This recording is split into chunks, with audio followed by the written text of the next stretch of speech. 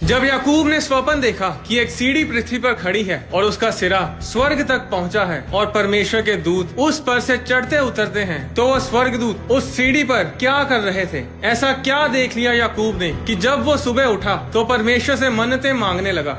उत्पत्ति अध्याय 28 उसकी 12 आयत में लिखा है, तब उसने स्वप्न में क्या देखा कि एक सीढ़ी पृथ्वी पर खड़ी है और उसका सिरा स्वर्ग तक पहुंचा है और परमेश्वर के दूत उस पर से चढ़ते उतरते हैं। बाइबल की गहरी स्टडी बताती है कि वो सीढ़ी उस मोराया पहाड़ पर खड़ी थी जहां पर अब्राहम इसहाक को कुर्बान करने के लिए ले गया था। वो सीढ़ी का ढांचा आम सीढ़ी के जैसा नहीं था, वो स्पाइरल शेप में थी, यानी कि वो चक्करदार सीढ़ी थी। एक राजा अध्याय 6 में हम पढ़ते हैं कि राजा सुलेमान ने किस तरह परमेश्वर के भवन का निर्माण किया। जो भवन राजा सुलेमान ने यहोवा के लिए बनाया, उसकी लंबाई 60 हाथ, चौड़ाई 20 हाथ और ऊंचाई 30 हाथ की थी। बनाते समय भवन ऐसे पत्थरों का बनाया गया जो वहां ले आने से पहले गढ़ कर ठीक किए गए थे और भवन के बनते समय हथौड़े, बसूली या और किसी प्रकार के लोहे के औजार का शब्द कभी सुनाई नहीं पड़ा। बाहर की बीच वाली कोठरियां का द्वार भवन की दाहिनी ओर था और लोग चक्करदार सीढ़ियों पर होकर बीच वाली कोठरियों में जाते और उनसे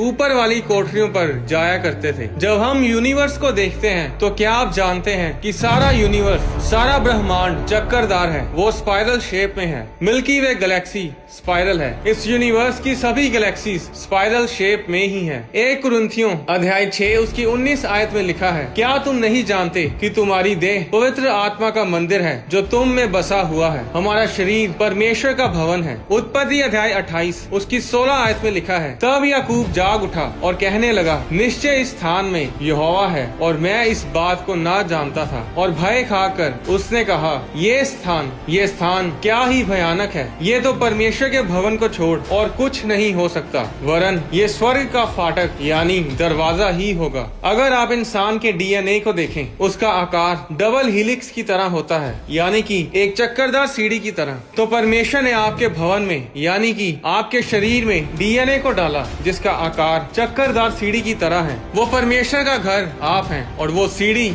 आपका डीएनए है। और आज जब आप बपतिस्मा लेते हैं तो आप शरीर और लहू से नहीं बल्कि आत्मा से जन्म लेते हैं, यानी कि आपका डीएनए उस दिन बदलता है जिस दिन आप परमेश्वर को अपना उद्धारकर्ता ग्रहण करते हैं और बपतिस्मा लेते हैं। इसीलिए जो लोग उन बीमारियों से पीड़ित हैं जो उनके पुरखाओं से चलती आ रही हैं, जो उनके डीएनए में है, जो उनके जीन्स में है, वो उन बीमारियों से तभी शिफा पा सकते हैं अगर वो बपतिस्मा लें और परमेश्वर को अपना उद्धारकर्ता ग्रहण करें। सुलेमान ने परमेश्वर का भवन उसी जगह पर बनाया जहाँ